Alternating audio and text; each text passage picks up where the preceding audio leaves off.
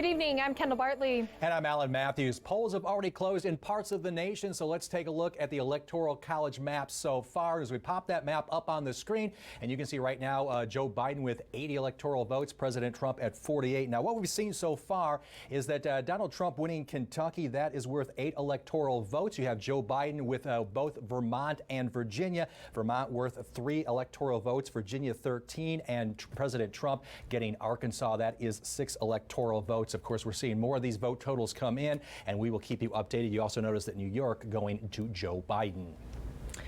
And law enforcement across the nation preparing for post-election protests and potential violence. This is footage from Portland, Los Angeles, San Antonio, and New York.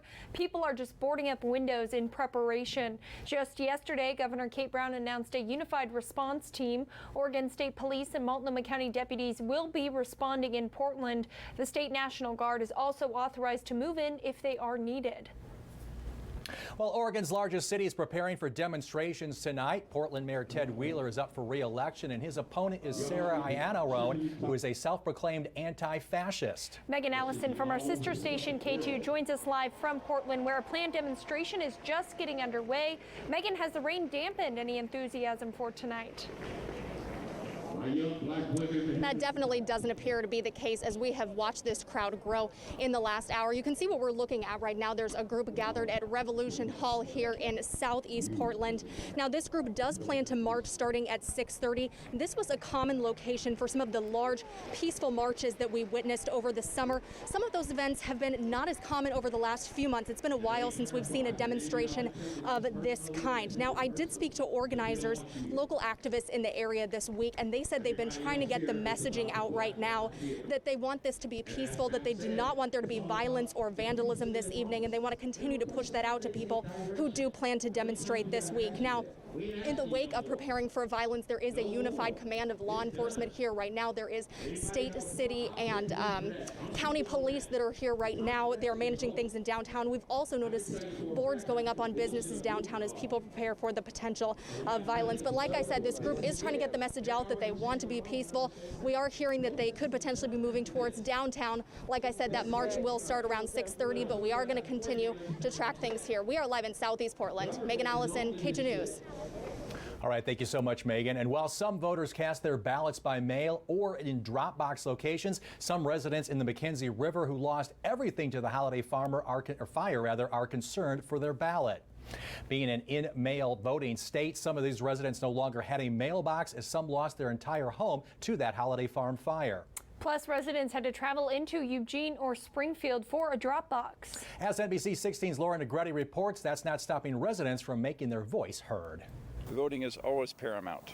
So Dan Martin made it happen. A resident between Blue River and Vida for nearly 30 years, he's one of the few whose home is still there, but his mailbox isn't. After the fire, I wanted to make sure I would get my ballot, so I had it sent to my daughter's house in Eugene. This is what the Blue River Post Office looked like prior to the fire, and this is what it looks like now.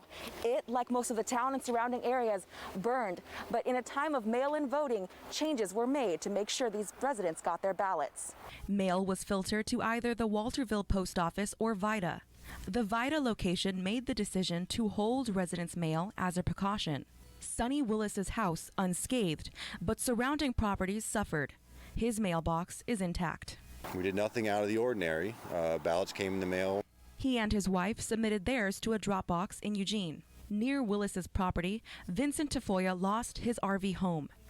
Still, his ballot came in the mail, and he turned it in last week via a drop box in Eugene. I feel I have to. I mean, otherwise I don't have any right to complain in one way or the other. On the ballot locally, a McKenzie school bond to raise property tax for school improvements. Now, after that fire, the board did suggest that voters say no, but Barton and Willis had already voted yes before getting that notice. Well, taking a look at some of the other local measures, the Bethel School District, a $99 million bond measure that is on the ballot tonight. The goal for this measure is to improve security, replace outdated textbooks and computers. The measure could also replace the Cascade Middle School, which is the oldest school in the district. tonight. And the 5-year levy for the Eugene Library also on the ballot this year. If it does pass, the average taxpayer would pay about $37 a year under the new levy. This would replace the current 5-year levy, which expires June of next year. The hope is for the money to be used to expand online services, new materials, and create a maker's hub. Well, it is the second highest election position in the state of Oregon. Oregon's Secretary of State is up for grabs this year as the current occupant, Bev Clarno, is not running for another term. Catherine Kiesel from our sister station K2 in Portland has a look at the two candidates vying for the job. In my view, this job is about making sure that government works for everybody, from running elections that are fair and secure, auditing state programs and revenues to make sure that they make a real difference in the lives of people who need them most. I have been spending most of my time on good government issues, working on government accountability and transparency, integrity. Those are issues that I think are very important to that office, as well as looking at it as a nonpartisan office. They both talked about Oregon's future and where they could make a difference as Secretary of State. We're really in a challenged time with businesses shut down, thousands of people out of work. We are being hit from many different directions right now. So those things, wherever the office can help, is what I want to work on. I want to work on getting us back on track.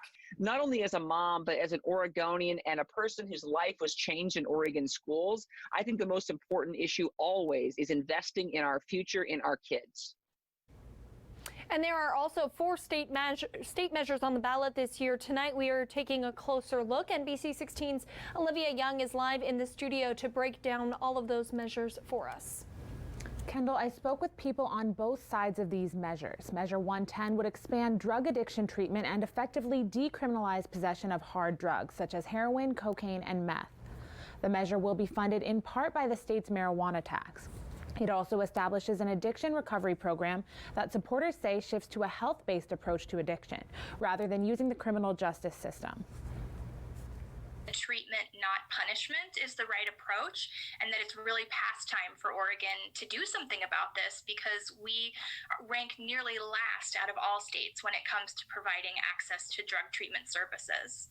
But some addiction advocates say Measure 110 is the wrong solution. Mike Marshall with Oregon Recovers says the measure decriminalizes substances before long-term recovery solutions are in place. They've put the cart before the horse with the best of intentions, but the net effect is we're going to see overdose rates go up. We're going to see children not get the treatment and help that they need, and parents not have the opportunity to help their kids because they're not going to be notified that their kid was found with a pocket full of meth or a pocket full of heroin. Now, another question on the state ballot is Measure 108, Oregon's first ever vape tax. This measure would impose a 65% tax on nicotine vaping and increase the cigarette tax by $2. Oregonians overwhelmingly support this concept. They support healthcare and they recognize that we have a youth vaping epidemic and that tobacco is still the #1 cause of death here in Oregon. And Measure 108 will help turn those things around. But vape shops say this measure will only hurt local business by driving customers online. Others point out that vaping is a healthier alternative to cigarettes that can be key in smokers quitting. As for the state's other 2 measures, Measure 107 would put limits on campaign finance spending and contributions in Oregon. And Measure 109 would legalize psilocybin, a hallucinogenic compound in so-called magic mushrooms, for an OHA-controlled therapy program. Now, we won't have early results on any of these measures until 8 p.m. when voting ends. But I'll be back tonight at 11 with those results and reactions from the campaigns.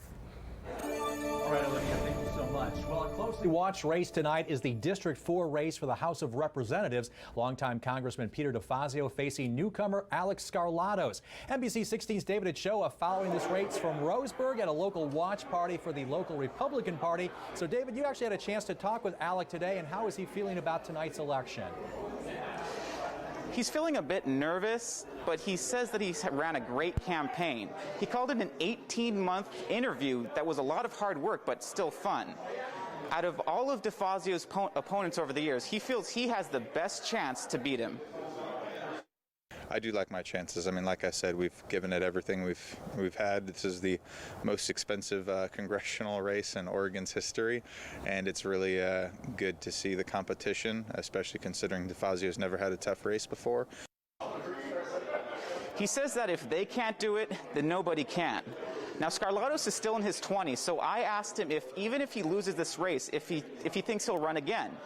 He says he doesn't know right now, and he'll cross that bridge when he gets there. He says he's just focused on that race. And he will probably be here at this watch party later tonight. Reporting live from Groesberg, I'm David Ochoa. All right, thank you so much, David. And we will have continuing coverage all night long on NBC16. Now, NBC News election coverage, that will continue at 7 o'clock. We'll also have information on national, state, and local results on NBC16 News at 11. And, of course, stay with NBC16 as we'll be bringing you local updates every 25 minutes. And, of course, stay with us when we're not on the air. You can stay in touch and up to date at NBC16.com as well as our social media platforms. Well, coming up next on NBC16 at 6:30, Lane County has seen a considerable increase in COVID cases over the weekend. We'll tell you why the numbers might not be what they seem. Plus, which state is allowing coronavirus patients to vote in person and how? NBC16 News, your 2020 local. A coronavirus update. Washington state is allowing voters to vote in person even if they have coronavirus. The CDC released new guidelines to make sure that everyone has the opportunity to vote. They say anyone with isolating with the virus or in quarantine because they may have been exposed to it can still exercise their right to vote safely. Once they arrive at a polling location, they should let a poll worker know their situation. Poll workers assisting voters with symptoms should be wearing personal protective equipment. COVID-19 cases continue to surge around the globe. In the U.S., more than 575,000 cases were reported in the last week. Some of the political battleground states are also battlegrounds for the virus. Even so, the CDC says that people who are sick with the coronavirus can still vote in person. Americans headed to the polls wearing face masks as cases are on the rise in more than 40 states. All this as one of President Trump's top coronavirus advisors delivered a stark warning in an internal memo. Dr. Deborah Birx wrote that we are entering the most deadly phase of the pandemic. An Oregon Health Authority reporting 495 new cases today and 9 new deaths. This brings the state total to just under 46,500. Meanwhile, the death toll is now just over 700. And Lane County Public Health announced 27 new COVID cases today, bringing the total to more than 2,600. Today's new cases follow a considerable increase over the weekend. And while this sounds really concerning, Lane County Public Health says it's actually the result of backed up reporting. Sometimes that lags, and then we see those case counts go up a bit. And that was part of the reason why we did see those numbers up a little bit this last weekend. Davis says when you average things out, we're actually looking at a steady case rate. And while some may be quick to blame Halloween parties for this weekend's numbers, Davis says it appears the community has listened to calls for an end to big social gatherings. If we did see a growth in social gathering clusters, we would be announcing that, but those numbers have been really low. So thank you to our community for keeping those social gathering clusters low. That being said, 41% of overall outbreaks in Lane County are college-aged individuals, and Lane County is seeing growth in cases for that age group, as well as daycare and K through 12 groups. 18 people are currently hospitalized. 28 people have died from COVID-19 in Lane County. Well, coming up next, some Portlanders discuss how they will handle the outcome of the election. And we have a traffic alert for you tonight. Work continues on the Delta Beltline interchange. We'll tell you what those new closures are. And overcast skies remain tonight, but colder temperatures and rain, they are taking aim at western Oregon. NBC16's chief meteorologist Josh Kozart will explain his full forecast is on the way.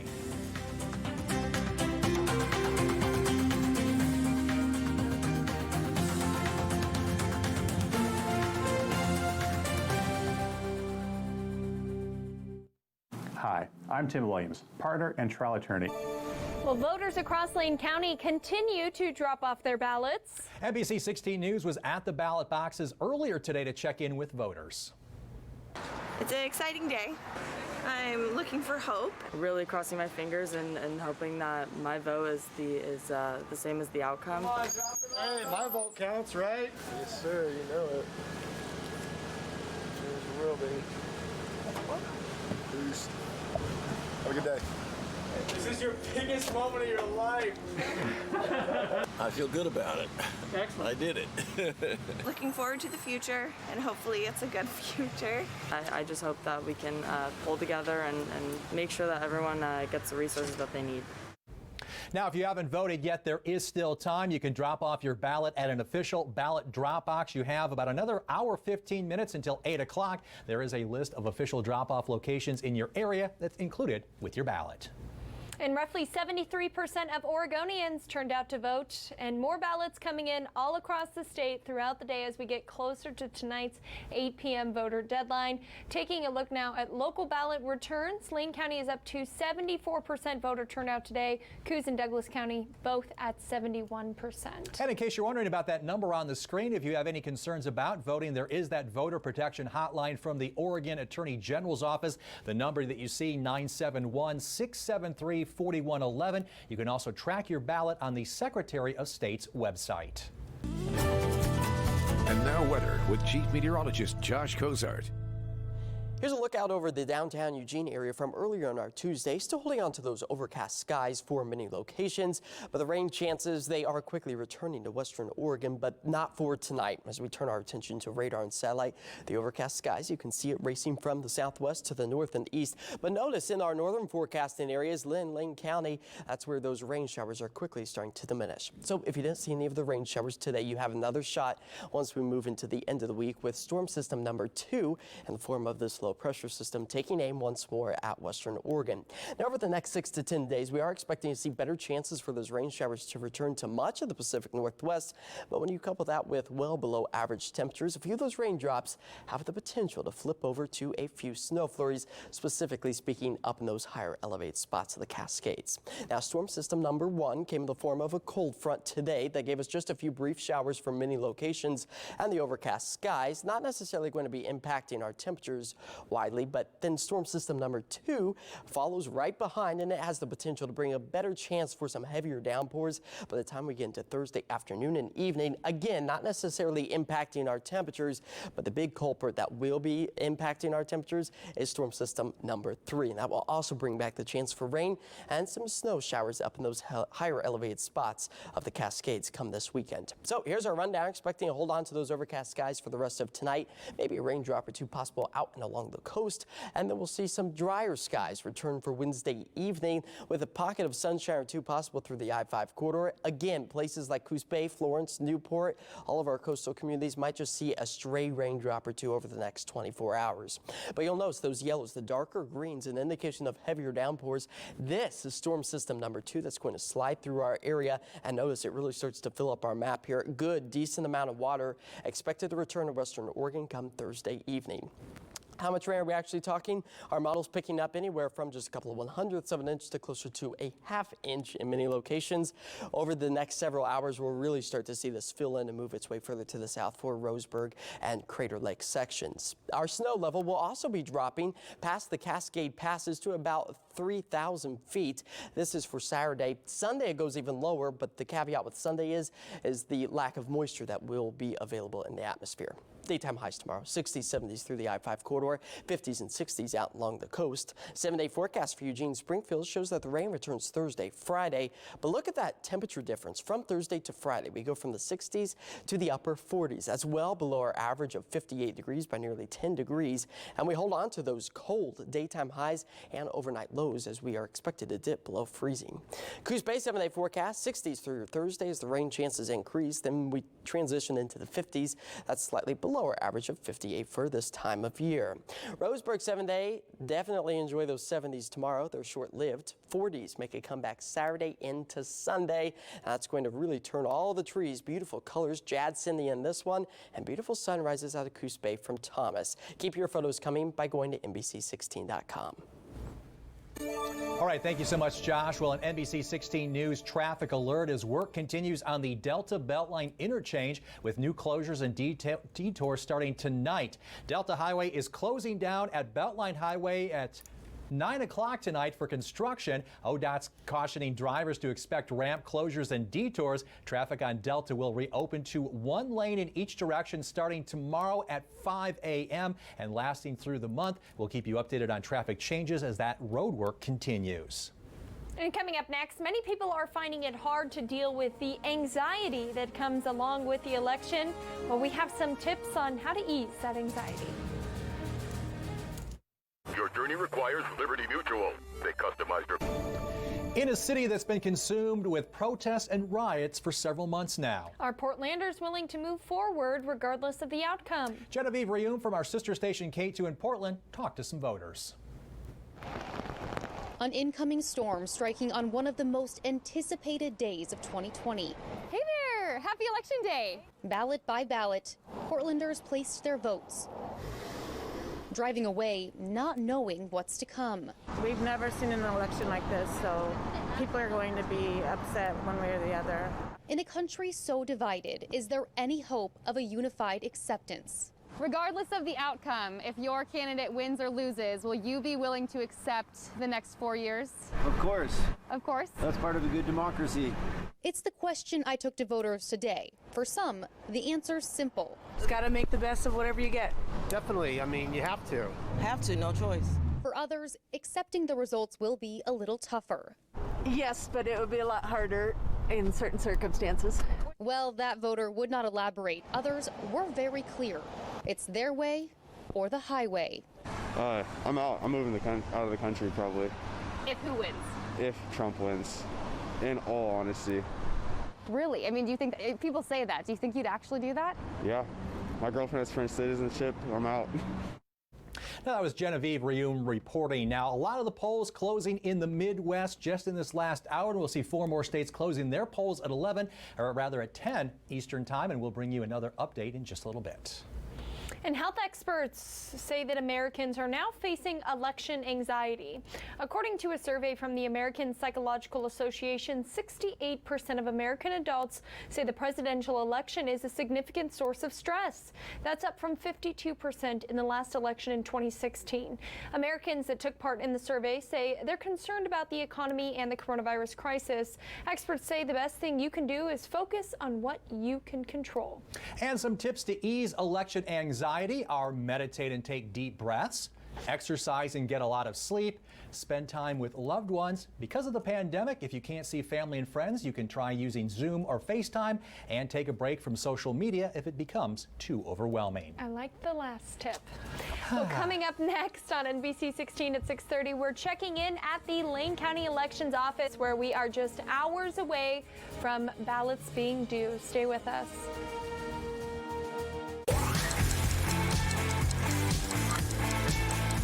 And welcome back to our election night coverage. As we take a look at the Electoral College map right now, we have added a few states. You can see Joe Biden with the 89-72 lead.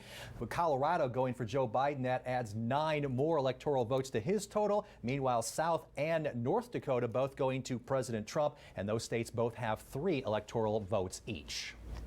And we are checking back in with NBC16's Keely McCormick one last time. She is live outside of the Lane County Elections Office. Yeah, Keely, we were just about an hour away from ballots being due, so how are things going out there? Alan, Kendall, things are starting to die down over here as we get closer to that deadline. But a little earlier today, I spoke to a lot of voters, especially young voters. They were all showing off this "I voted" sticker. Now things are starting to slow down, and I also spoke with the election manager, who says get your ballots in as soon as possible. You got about an hour. You can come drop that off here at the Lane Election Office or at any official drop box around town. But she says, again, make sure you get that in before 8 p.m. tonight to ensure that your vote is counted. I'm live in downtown Eugene. Keely McCormick, back to you guys. Now, Keely, regarding, the people that are coming in, you mentioned that they're younger voters. Have they been pretty vocal with you about how they feel about the election turnout? I know that's a big concern. Yeah. Yes, no, definitely. I spoke to a lot of them who said they feel that this year is especially historic and that they really want to be a part of that history. I also spoke to a man who hasn't voted since high school, but he graduated high school back in 1990. He said his reason that he's out here voting for the first time in 30 years is because he feels now more than ever is the time that he wants his voice to be heard. All right, well, thank you so much, Keely. We appreciate it, and we will check back in with you throughout the night. And we will have continuing coverage all night long right here on NBC16. NBC News election coverage continues at 7 p.m. and we'll have information on national, state, and local results on NBC16 News tonight at 11. And of course, stay with us for local updates every 25 minutes. And of course, when we're not on the air, you can always stay in touch and up to date at NBC16.com as well as our social media platforms. And we do want to remind you that still you got an hour to get those ballots in, and then shortly after 8 o'clock, we will start to see those election results, and we're going to have a lot of numbers for you tonight, so definitely stay tuned to NBC16 News. All right.